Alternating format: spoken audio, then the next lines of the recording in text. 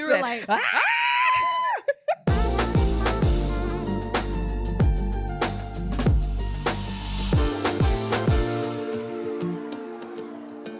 Let's talk. Happy Halloween, everybody. Yes, to all of the nerds, all the nerdettes, all the weirdos. This is our holiday. Our time has come. I know. No one can judge us for being weird now.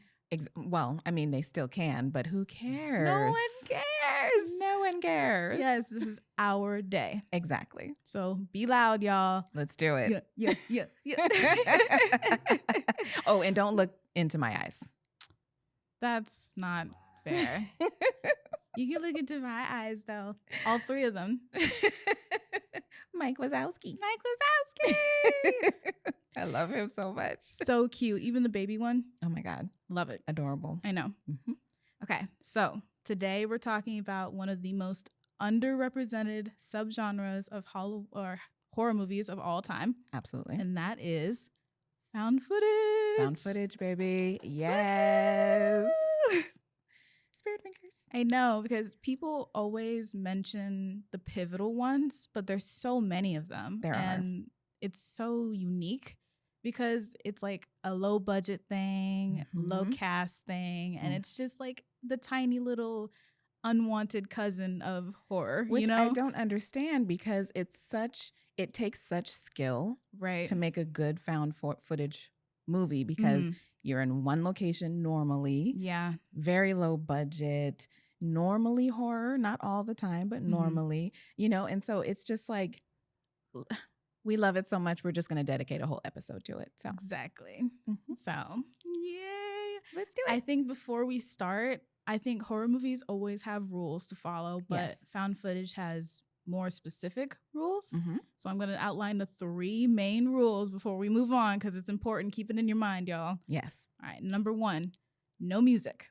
Which is so crazy to me that there's no score. I mean, I feel like I subconsciously knew it, but when we were watching these, I was so acutely aware of the fact that there was no score whatsoever. It was just screams. Screams, sound design, when things bang, they bang. I mean, but that's horror anyway. Yeah. The sound design is really great.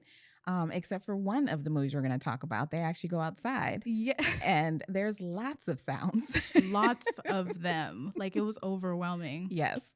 But rule number 2 is it is found footage. So the footage has to have been discovered or found by someone at some point in time. So explain how the footage was found. Exactly. Always. Normally, because the people who took it are dead. I mean, it's like normal. Normal. We're not going to talk about that part. It doesn't matter. No, kidding. It matters-ish. Oh, my goodness. Yes. And number 3, you have to explain why the camera is rolling and why it continues to roll throughout the whole movie. Exactly. Like, why is it still rolling? Why didn't they just stop? Why didn't they drop the camera? You have to explain that. Especially if they're running or if something's chasing them, like why are they still filming? Exactly. So you establish it first and then you can just go. So yes, keep those rules in mind as we go through our favorite found footage. Let's do it. All right. So the first one I wanted to talk about was one of the firsts, Blair Witch Project. 1999. Yes. I say one of the first because my whole life I was like the first, but in our research we found out that it's not even close to being the first one. No, it's not even close. Not even close to being the first found footage, but not even close to being the first horror found footage. Exactly. I think a lot of people consider that to be the Cannibal Holocaust in 1980, I believe. Right. The first horror version. I think that's what it said. Yes. That's way before Blair Witch. Almost 20 years. Yeah. So, but for reasons we'll get into, this was the first one in my memory that went mainstream.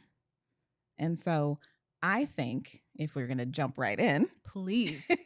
I think that it went mainstream because of the marketing campaign. Yes. Because I was a teenager when this came out, and I remember the marketing was given to us as if this was a true story.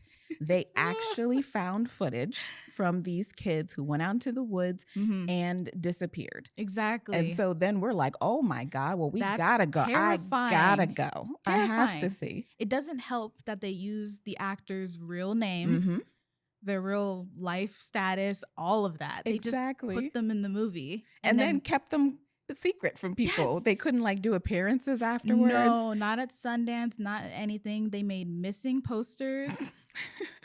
I mean, they leaned into it. They did. They made fake websites about the Blair Witch. So it seemed as if this was some kind of lore that was already existing out there. Mm-hmm. They went all in. And I have to say, top-notch marketing. 100%. And you see how cheap it was? So cheap. And I mean, we go on a lot of asides on this show, but if you guys paid attention to the marketing campaign for the Smile movie, it followed kind of the same, playbook. It did, because they had them in baseball fields. Games, all sorts of different sporting events, wearing a lime green shirt or something, or an orange, something like that. Yeah. And they were just sitting there with that creepy smile, and everybody was noticing it. And so you have to let the fire take hold. You have to. And if you don't have a big marketing budget, that's such a great way to do it. Yeah, because organic curiosity is already there within humans. So if you give us something that makes us question what it is, let it free. Let people do what they do, because they're going to look it up and they're going to go and try to find more information. And that's just more publicity. So, I'm obsessed with budget. Yes. I talk about it almost every episode. Oh my God. But this time I'm listening. We have to talk about the budget for all the movies we're going to talk about. Yes. Because they tend to be low budget, 100%. micro budget sometimes. Because it's a route for an up and coming filmmaker to earn their stripes, basically. Exactly. And so this one was $60,000. So in 1999 money versus today's, it's $116,000, which is nothing. Absolutely nothing. Yeah. But you want to hear what it grossed? Yes. $248 million in 1999. Million is crazy work. Almost $500 million in today's money. That turnaround is wonderful. Isn't it though? I know they were so excited to see that money coming in. Oh my goodness. Somebody was happy to see it coming in. Well, moving on. Okay. Oops. But when we're talking about the movie, it was really interesting because I hadn't rewatched it since I originally watched it. So it was fun rewatching it. And it doesn't start in the woods. It starts in town. And this group of kids, it's Mike, Josh, and Heather. They just are going to do like a documentary on the Blair Witch. And they start in town talking to some townsfolk. Yeah. And that's when we got our first jump scare. This was the only jump scare. Let's be so honest here. We didn't scream at any other point in the movie. But on this part, we screamed.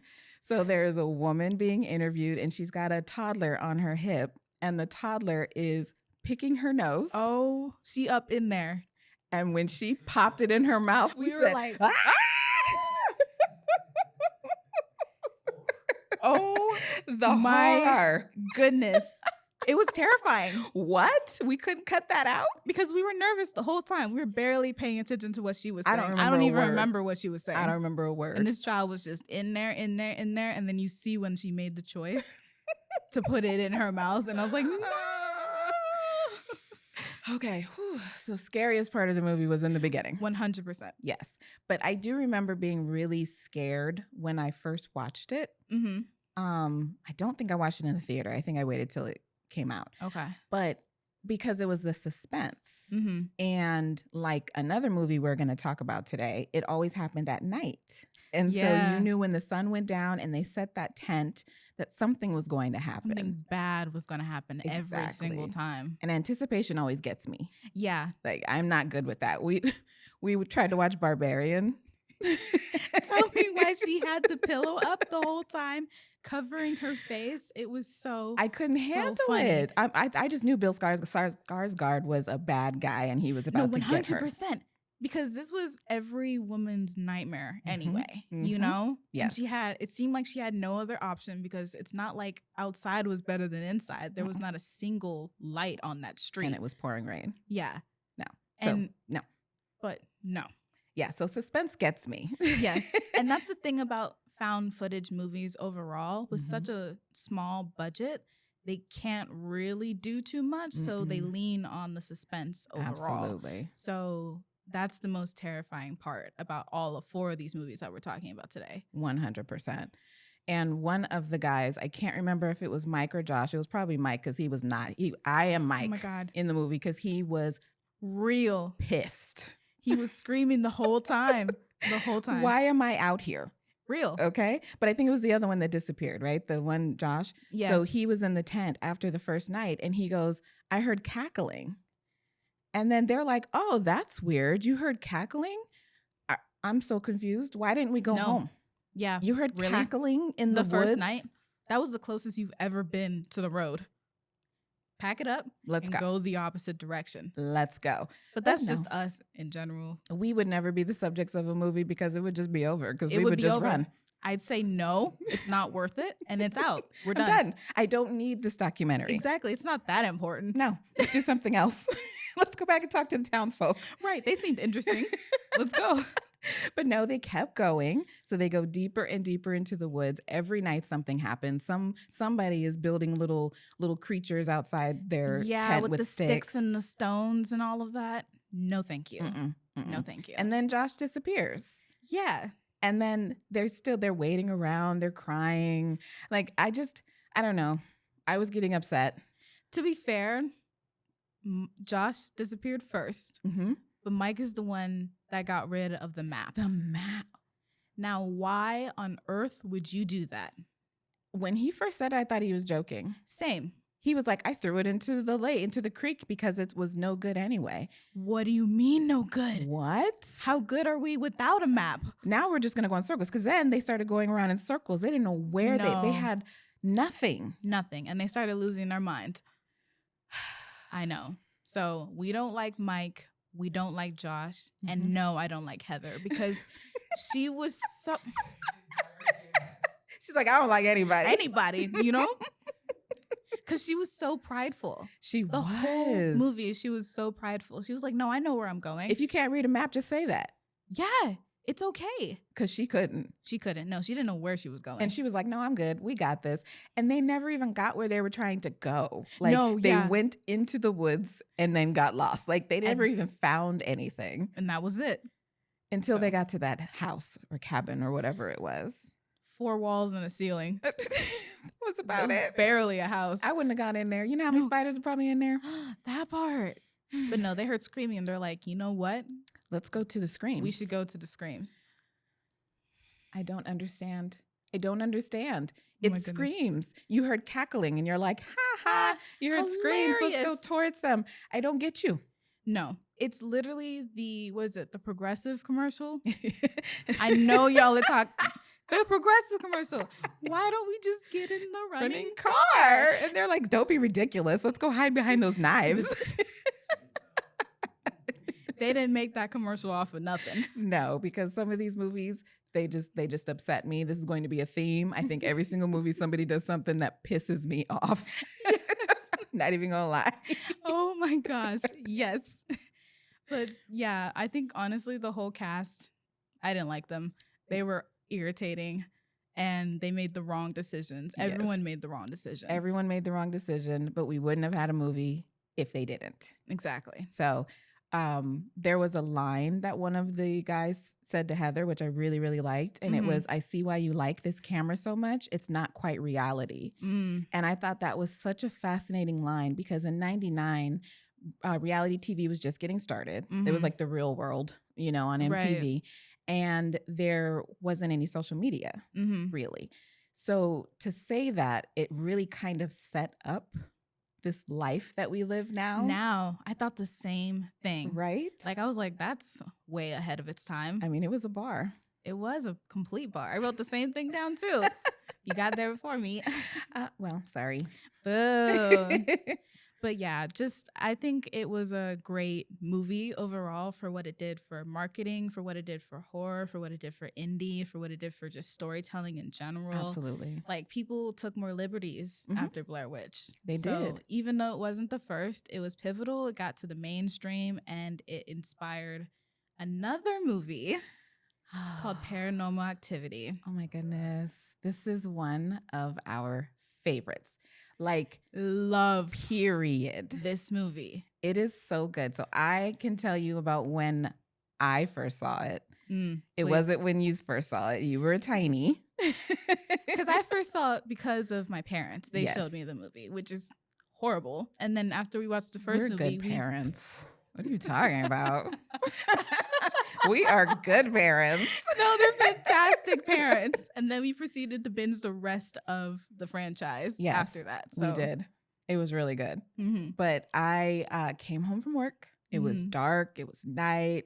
I'm watching it with my husband, and I am screaming at the camera. I called Micah. Or Mika. I called him Micah. Run, Micah. Like I went crazy with it because I was terrified. There was something, because it was the suspense. As soon as you saw day 1, day 17. It was going down. Oh, that demon was coming. Yes. It was terrifying. They programmed us to clench up immediately when it turned nighttime. We were like, ooh. We're ready because they get to bed and they're like in their PJs and they're like, oh, I love you. Good night. I'm like, no, not good night. No. How about we just stay up forever? Okay. So I know in your rules, they always set up why the camera's always rolling, but they also have to set up why they stay in the house in this one. Right? True. Because they said it made no sense because the demon was following Katie no matter where she went. They established that right away. Mm-hmm. So even though we knew that, I still was yelling, leave the house. Leave the house. Let the demon come to the hotel. Right. I don't care. Like, apparently he's on foot. You can hear him. Right. So if he's on foot, take the car, go like a state over, and it'll take him how many days to walk over there? Exactly. Because I don't know the rules of demons. But, I don't know. I mean, are you going to get in the car with me? He can drive. You think he can drive? I don't like that. He had 3 feet. He had 3 little toes. Little toes. He had 3 toes. How's it? No. Pushing the gas pedal on the brake. No. I'm going to believe. I am going to believe that the demon had to stay in the house until he got to where she was going, because he didn't immediately jump from house to house to house with her. No, right? He didn't. She had like a little bit of time. So he has to get there. There's transportation. I don't know how the demons do it. Does hell have a transportation system? They have to. How do they get up here? It's like an elevator? I don't know, because they established that he is here. He just can't see him. Right. So worse. He would have had to chase me.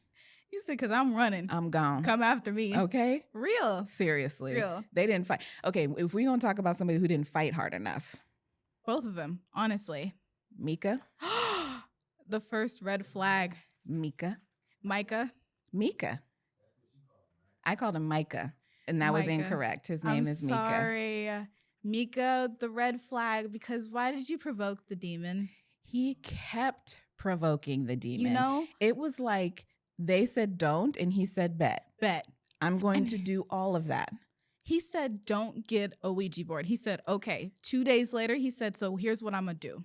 I'm going to get a Ouija board and I'm going to try to contact this demon. It's like, did you hear anything that he just said? He tried to play on words. She said, don't buy one. He said, I won't buy it. I borrowed it. You know what? You trying to get smart now? Okay, Mika. You trying to get smart. We have a problem. We have a serious problem. And then he set it up and then they left and we watched that thing move and it set fire. I was like, bro, you are seeing everything that's happening in this house and we're still hanging out. We're still going to sleep. Yeah, no, I didn't like that. It took them way too long to like not sleep. Yeah. Because eventually they were like super tired. But it was only because the demon was messing with them. Exactly. Immediately I would have been like, I'm sleeping in the daytime and I'm staying up all night. Yes, because clearly they're not coming for me in the day until they did. And he broke Mika. Oh, that's when he punched the frame? On the picture. He just broke Mika's side, which is hilarious. Said, why do you only punch my face? What do you mean, why? And then scratched him too. Yeah. So after that, I'm sorry, I would have left. I don't care. I don't care what the ghost guy said, the paranormal guy. I don't, but he knows enough to know that the demon's going to follow me, whatever. Right. But this movie, I love to watch it. I think it's phenomenal. I think the story is great because the filmmakers, they really came up with a really rich backstory. Yeah. That we touched on in this movie, but it set up all the sequels and that was really great. Beautifully. Yeah. But I still cannot wrap my head around the fact that they made this movie for $15,000. $15,000 is insane. The director used his own house. They filmed it in 7 days. He literally took a week off of work and said, we're going to film this movie. This is dedication. And they made it happen. So that's only $23,000 in today's money. So take $20,000 and go make this really amazing because what they movie. did, the practical effects were so great. I mean, how did they do the footprints, in the dust? How did they close the door? I don't know. I want to know. I want to know. Yeah, if anyone has like a video or whatever, yeah, link us to a behind the scenes, or if somebody interviewed somebody, because man, that's insane. They so pulled off good. so much for $15,000. Mhm. So good, and that's the core of filmmaking. Yes, That's it. yes. It's like make your story, tell your story. Yeah, it doesn't matter about the budget. story Make your over story. everything. Because it was a great story also. It was. And the characters, as I've said, character over everything. Mm. Those two characters, they upset me. They made me really angry, but they were so good. They were phenomenal. Mika, I just want to talk about Mika. Because Poor Mika didn't deserve what happened to him at the end. He didn't. He upset me during the movie, but man, he was sleeping peacefully. He was really trying to do everything he could to protect Katie. And he got rocked. That demon said bet. got rocked.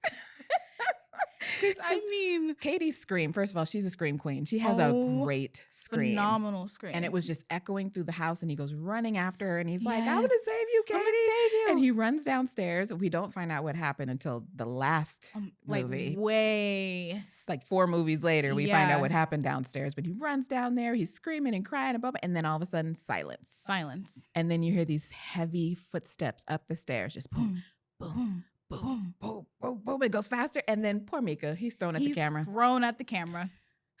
And then Katie comes in, looks at the camera. Yeah. And then her face changes into the demon. And then that's it. Cut to black. And that's it. No, I need more. Turn the camera back on. Well, speaking of more, I found out that they made alternate endings. For this one, really? Yes. So obviously the Blair Witch had different alternate endings as well. There were different versions of, was it Mike? He was hanging, he was levitating, there were sticks in the basement. So they had different endings and tested them with the crowds and stuff. But they did the same thing for Paranormal Activity. Ooh. So there were the version that we saw, and then there was a version in which Katie, she wakes up and she goes straight downstairs. She screams, Mika goes down there, screaming stops. She comes back up, Mika remains downstairs. She comes up and she has a knife in her hand. Oh. She looks at the camera and she cuts her own throat? Yes. And that was one of the endings. Oh, we wouldn't have had the sequels. We wouldn't have, because that would have been it. Yes. Completely it. I know. And then another ending is where Katie, she wakes up, and instead of going straight downstairs, she stares at him for a little while like they usually did. The blanket doesn't come off this time. Okay. She goes downstairs, screaming, yada, yada, yada. Mika stops screaming, leaves Mika downstairs. She comes up, she's bloody, she has the knife, and instead of slitting her own throat, she sits down next to the bed and rocks. For days. For days. And days. Ooh. And days. And days until someone calls the cops. They come into the house and they see the knife and they're like, put the knife down. And then they shoot her and then she's done. Oh, so we had 3 endings. Were bye Katie. Yeah. Katie was gone, but they made it so Katie lived, therefore moving the franchise further. Yeah, we needed her. She had to live. And then also, it wouldn't have made sense that the demon would kill Katie because he was obsessed with her. Like, that was the reason for him existing, basically. Exactly. Was to mess with her. And that was only because, well, spoiler if you haven't watched the second one, it was because the firstborn son. He wanted the firstborn son. So he was after Katie's sister first. They put the demon to Katie's house, which, you're the worst sister ever. We're done. Well, it was the brother-in-law. Oh my He goodness. convinced her because she had been bit already and she was kind of catatonic. And so he was like, nope. Yeah, sorry. Spoiler again. You already said spoiler. But I'm like, don't get me started on paranormal because I love this movie. Okay. No. Okay. So she was bit. She was catatonic in the house. And the brother-in-law took the demon over to Katie's house, basically. And in less than a month, Mika was dead. And Katie was possessed. And they were back at their house. And brother-in-law got a good death. Ooh. On that couch. Such a great death. It was phenomenal. It felt good. It felt good because it was his fault. Yeah. But yes, that is Paranormal Activity, obviously inspired by Blair Witch. So I think about a lot of these movies that we're talking about and found footage in general, it's such a small subcategory Right. that every movie made is inspired by the one that came before. If you like look at interviews and stuff for the directors, they're like, oh, well, I grew up watching this movie, and it was literally the movie that came right before. Interesting. And they were inspired by it, and then they took it and turned it in their own way. So even though not officially, they were just like, I grew up watching this movie, so of course I'm gonna make something that's like sort of inspired by it. Exactly. And that's just it writers inspires and directors you. in general. So you make things that inspire you. So you can always go back to your influences. 100%. And even if they don't 100% come out in what you make, you know the direction that you're going based on your influences. Yeah. So yeah, that makes total sense. Yes. And another influence, we're going to get into mine, y'all. Oh, this is her Cloverfield. movie. Cloverfield. Cloverfield was a little inspired by Paranormal Activity. Okay. And Paranormal Activity was inspired by Blair Witch. So we're just like, honestly, let's we're moving down the the line here. But Cloverfield, directed by Matt Reeves, set in New York with this big monster named Clover. Like, who named it? Because it wasn't giving Clover to me. It wasn't? No. A little Clover? Clover sounds cute and pretty. I feel like if you maybe tweak some things, Clover could be cute. No. No? No. I think Clover can be cute. Clover was horrendous. I love Clover. And Clover's roaches they're lice. I understand they're called lice. Don't come for me in the comments, but they look like roaches. Falling off and stuff. Yes. Living in the sewers. Roaches. And the mouth. And the sound that they made. Atrocious, right? Yes. Atrocious. Yes. But yes, Cloverfield is fantastic. It came out a year after Paranormal Activity, so not very long at all. Right. It centers around these 6 friends. Yep. And it starts off throwing like a celebration goodbye party for Rob, who's going to Japan. Right. So Rob and Jason, siblings, Hud, our cameraman, wonderful, Marlene, Lily, and then Beth. Yes. So they're at the party. The boom happens. It feels like an earthquake. They go up to the roof. They see an explosion. Things are coming at them, so they run downstairs. He's still holding on to the camera magically. Love They Hud. make it downstairs. They see another explosion, and this giant green Statue of Liberty head comes to the street and lands right in their street. Give me this cheese. It's gourmet cheese. Oh, I love it. Gourmet. Why did it land right on their street? Don't worry about it. Why is the street wide enough to accommodate the Statue of Liberty's head? Don't worry about it. I thought it was so good.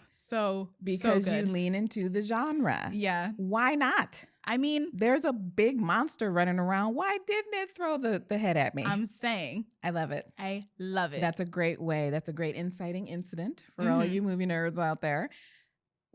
And then they're all standing there and you commented on the phones. If we want to take an aside real quick. Because the phones were this big. If y'all remember the little Nokias and all of that. And they were like, taking pictures of that.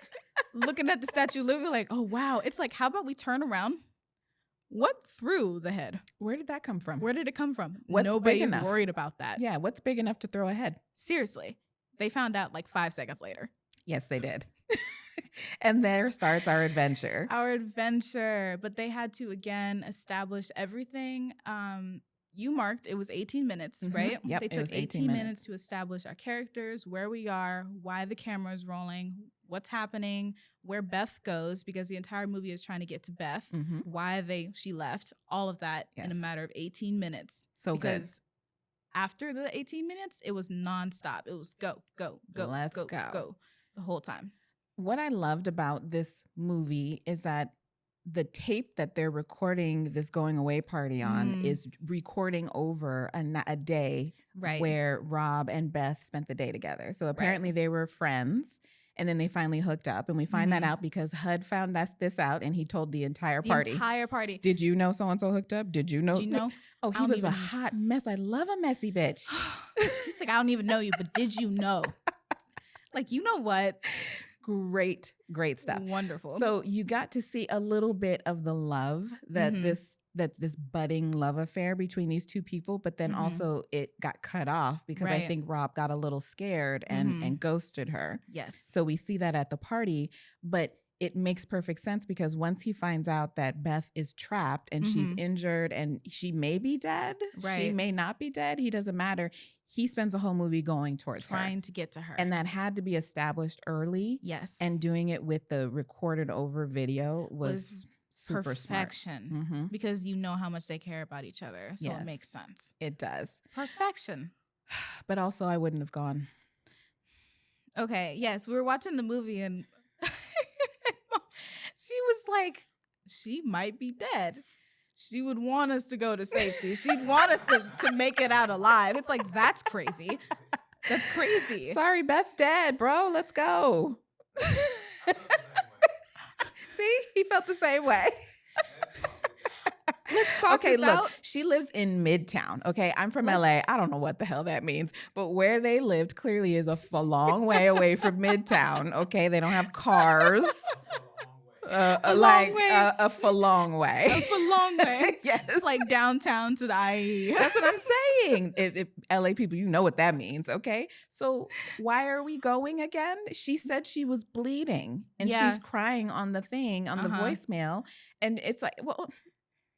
You said, well... I'm sorry, Rob. That's evil. That's evil. So you would have let Rob go by himself because Rob was going to go. He was going. That's true. And they did set it up because he was like, you can go. Because look, right there. There's the cops. You can go and leave with them and they're not going to leave him. I wouldn't have left my friend, but I probably would have tried a little harder. To make him turn Nobody around. would have grabbed his shoulders. Beth's dead. Beth's dead. Your brother just died too. Let's get out of here. We need to go. Your mom would like it if somebody made it home. No one made it home. Except for Lily. Yes. Another reason why I really like this movie, because thank you for skirting the stereotype. Yes, instead of the black character dying first. And let's talk about this. This is 2008 here. So at this time, yes, the black characters were still dying first, but she's the only one that made it out. Exactly. Great. But since we're talking about Lily, yes, can we rage for just a second? Yes. I know it's a good rage, but I'm a little upset. All right. So Lily gives student body president vibes. Oh, 100%. Right? Okay, so she's wearing a dress. She's wearing high heels, gold high heels for this party that she planned. Perfect costume choice. I agree with this. Yes. Then the madness happens. She didn't have time to change. Right. It's not her house anyway. She's running in heels. Great. Throughout the ending part of the movie, she had shoe changes. Like 5 times. Shoe changes. They were all gold. Yes. But she was in ballet flats. She was in wedges. She was in tennis shoes. She was back in her heels. She was back in the ballet flats. Like, what is happening here? How many times? There were literally cut after cut. She was in the wedges. She was in the flats. She was back in the heels. She was in the wedges. It's like, what is happening? Oh, my God. They stop at a mall, okay? Change your clothes. You could have. I'm sweating. I'm the world so is upset. ending, but you could have stopped at the mall and did a little shopping. She was already in the mall. She was in the department store. She could have slipped on a pair of sweats and some runners and let's go. Something. Oh my God. But for continuity wise, that is insane. I could not believe it. I was like, do you see she's wearing ballet slippers right now? Oh, like, wait, we got wedged. So now we're zeroed in. We're focused on her shoes. They're climbing up this building. They're going across. We've seen it 1,000 times. So we're like, whatever. And we're just zeroed in on her feet. We're like, oh, that's one. There we go. There we go. Three. It was, and we weren't alone. Apparently, there's a whole bunch of people. What was it on IMDb? They were talking about it. The little goofs and stuff. So we're not the only ones who have noticed this. But that is wild. Yes. I need an explanation. Please. I understand putting the actor in more comfortable shoes, but maybe we could have wrote it in that she got a better pair or something. Something. Or just cut out her feet. Yeah. Find a way to not have her feet in the picture. Absolutely. So, yeah, that's the only bad thing. That was our only rage. Other than that, I love the movie. Perfection. Budget? Yes, this was the most expensive found footage. Huge budget, $25 million for found footage. Yeah. It makes sense, though, because it wasn't contained. They went out into the world. They did. Special effects crazy. Absolutely. So, but even that, it's still a small budget for what it did. Definitely. But I was really surprised at the budget, you know, because found footage is supposed to be contained. And I think that's why I love Cloverfield so much is because they said, nah, forget that.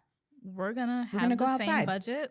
we're going to have the same amount of characters. They had so many characters. They Had did. extras. So many extras. You know? So, hey, let's go outside.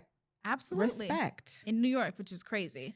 I and know. they made it happen. So, yes, Cloverfield might be a little different from all the others, but it still does follow along the lines and the rules of found footage. Absolutely. So, absolutely. We love it. My favorite movie of all time. We've mentioned it a few times. I mean, yes. It's okay. It's all right. We love it. We love it. All right, our last movie. This was your choice. Yes, our last movie is called The Visit. M. Night Shyamalan. Yes. If you haven't seen The Visit, I honestly think you should see The Visit. It was really, really good. Absolutely. It was. We watched it when it first came out, and there was some jump scares, but not the kind that you might think. Not at all. They involve diapers. And it was giving, what is this? Like Don't Look or Don't See. That one movie with the blind man in his syringe. home, and they broke into his home. Yeah. Yes. So the syringe jump scare, the other jump scare is kind of like along the same lines. Not as intense, I will say. But I can't. They did something. But this one surrounds Becca and Tyler. They are siblings. One is 13. One is 15, and they're sent by their mother to go see her parents by train. Her mother didn't even check in anyway, too, when they got there. She didn't even I'm about to rage on mom. Please do, because... okay. You had an argument with your family when you were 19 and you left home. Right. Great. You haven't spoken to your family in all these years. You got married, you got divorced, you have 2 children. Fantastic. They reach out to you online and say, we really want to see our grandkids. And you just put them on a train? Exactly. Say goodbye. And to make matters even worse, you go on a cruise. So if something goes wrong, you cannot even access your children. I cannot. And then your children get there and they're FaceTiming you or Skyping back in 2015. Oh my goodness, the little sound brought back so many memories. Right? Oh my goodness. But they Skyped with you and you didn't ask to speak to your parents. You didn't ask to even see them. You were like, did they ask about me? No, don't answer that. Did you blah, blah, blah. So you can tell they were trying to set up that, she's still really insecure about this relationship with her family and she wasn't sure if she wanted to talk. But why the hell would you send your children then? Exactly. If I'm not talking to you, you don't get my kids. If you're not secure in it, why would you send your kids? Yeah, no, that was horrible parenting on that. I'm sorry. That was just horrible. Mom, you could do better. She should have done better. Exactly. But okay, so we will get off mom. We will say mom made her choices. Now we're at the house, right? Yes. So in the beginning, the grandparents kind of were the perfect grandparents. Right. She was baking. Nana was baking. So much food. They were so lovely. They were open to the fact that they're recording everything. But there were signs. Oh man, there were signs. From the beginning. I mean, Nana running around the house naked at night. Butt naked. And I'm sorry, but Tyler was like, dear God, Becca, I'm blind. I'm real. I'm blind too. Tyler had some great lines. He was fantastic. So what the hell, Nana? After they were playing hide and seek at the bottom and Nana was going faster than the children. Oh my goodness. I'm gonna get you. Like, what do you mean? Like she's 80 and she is rolling. And she's in a skirt, dirt all on her knees. But then she got out. She was like, oh, that was so fun. I'm going to make cookies. Like, turns around, her butt is out. No draws? And he's like, oh my God. I'm shocked. Because what do you say at this point? Nothing. You say nothing. But Tyler always had something to say. Always. He was this little rapper. And horrible. It was pretty bad. He's garbage. But we all go through phases when we're doing stuff. Yeah. Right. And so I read an article from M. Night and he said that was him basically. He was this frustrated rapper. So he wrote all the lines because when he was younger, he would come up with these raps and stuff. And he, acknowledges he wasn't great, but he just wanted to get that out because it's basically poetry. Yes. Rap is a way for men to write poetry. We love that. Yes. Can I get that on a t-shirt? Yes. Please. On a t-shirt.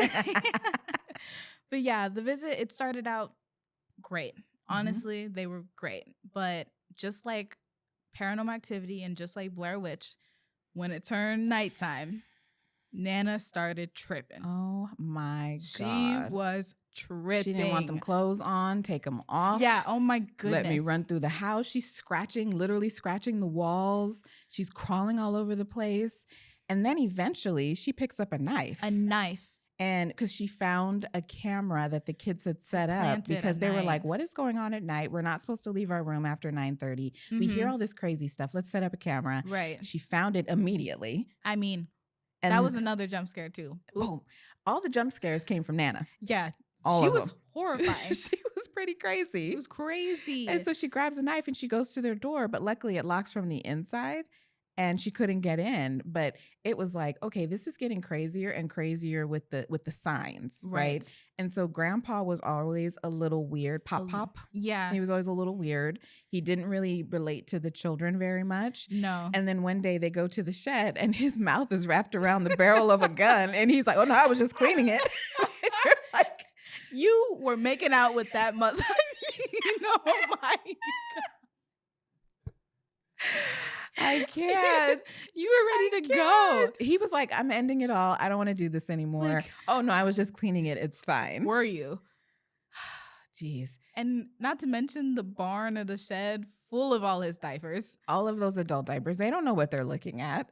Oh. But where did they come? Because at that time, we didn't know it was him. Right. We just knew somebody had some adult diapers. I figured it wasn't Nana because she don't wear drawers. Exactly. Until Nana was like, you know, he has some issues. He doesn't want to admit it. And then you hear his stomach bubbling. Just bubbling. And then he stood up and he was like, oh my goodness. So, I mean, obviously these people had escaped from this mental institution and they hadn't had their meds in a while. And so you were seeing the decline over the week. Definitely. And then we get to the end, and then that's when the part that made us all scream when we first watched it. Spoiler alert.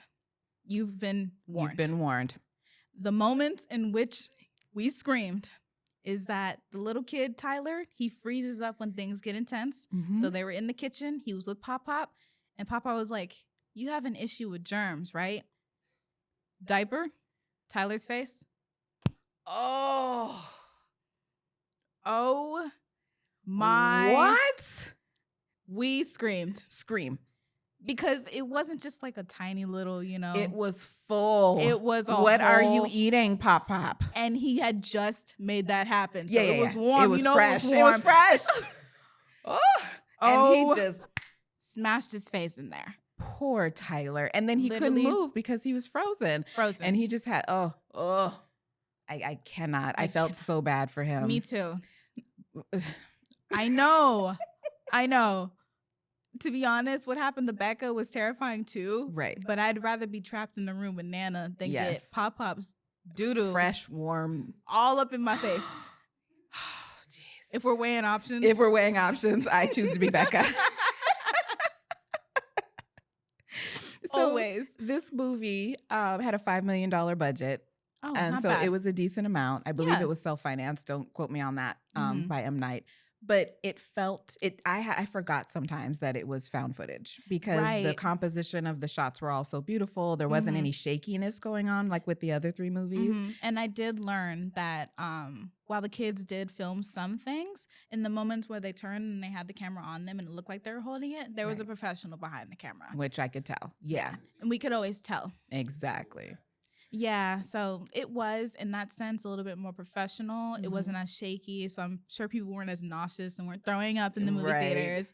But it just lost that gritty, real, like I found this type footage. thing. Yeah, but it did make sense. They set it up at the beginning that Becca was a filmmaker. She was making this documentary, so it made sense. It worked, but I definitely did forget sometimes because it was actually kind of beautiful. It was just like a regular movie. Her B-roll was great. Oh yeah, she was out there. She was a movie nerd. I love it. Okay. So those are our 4 movies. I know, 4 wonderful found footage movies. Absolutely. There's so many more. I want to hear your favorites. Put in the comments which ones are your favorites. of all time. Yes. And then we can have a discussion. Please. We want to discuss this. It's important. Yes. So let's move away to the takeaways. Do you want to go first or shall I? Sure, I can go first. Okay. All right. So what horror movies have taught me is the only thing I can trust is my gut. Period. That's it. Literally. Because in every single thing, somebody's lying to you. Oh my gosh. Somebody is trying to take advantage of you. Or you can't even trust what you see. That's what I'm saying. So no, I'm not coming with you to get Beth.